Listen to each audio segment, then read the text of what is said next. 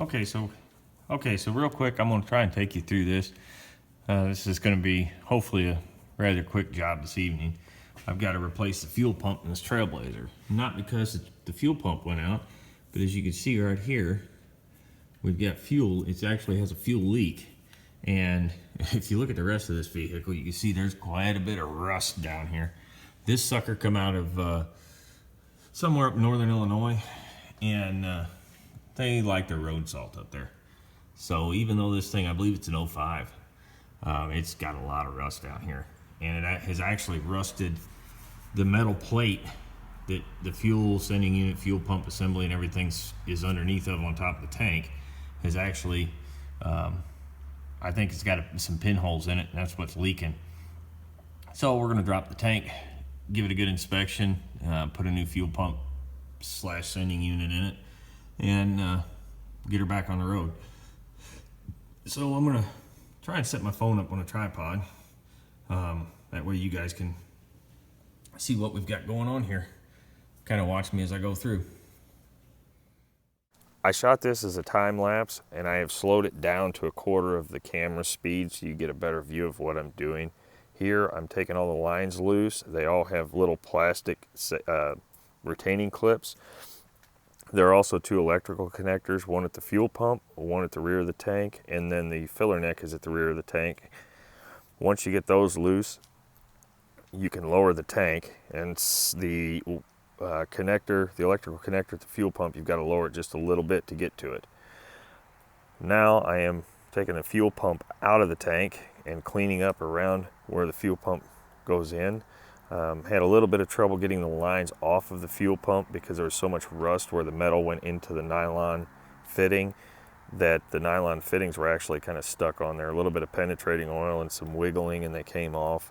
One of the clips did break. I just replaced it with a new one. Getting the fuel pump back in, getting the lock ring all set up, and getting everything ready to go back up into the truck.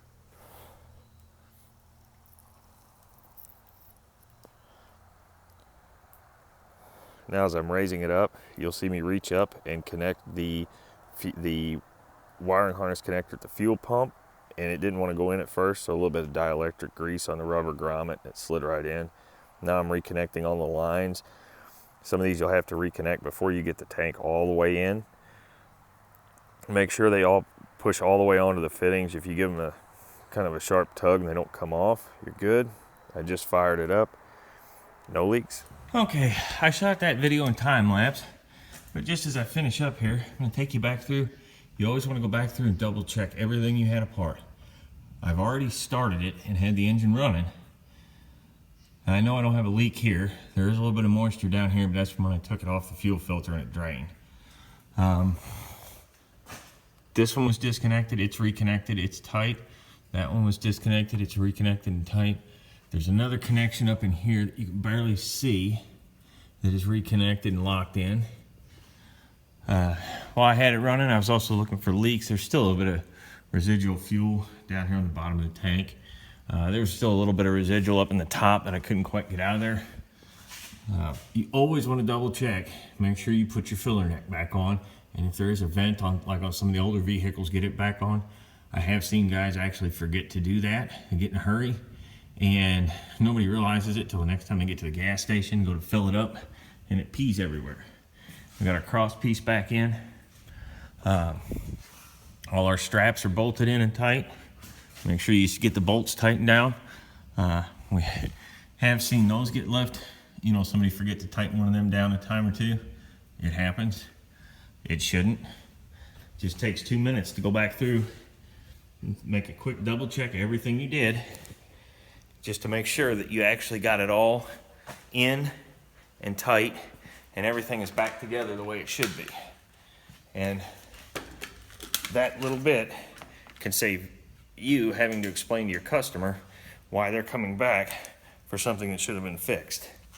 So anyhow, that is the long and the short and the simple of putting a fuel pump in a Trailblazer. Guys, please comment, rate, subscribe, give me a thumbs up if you like the video.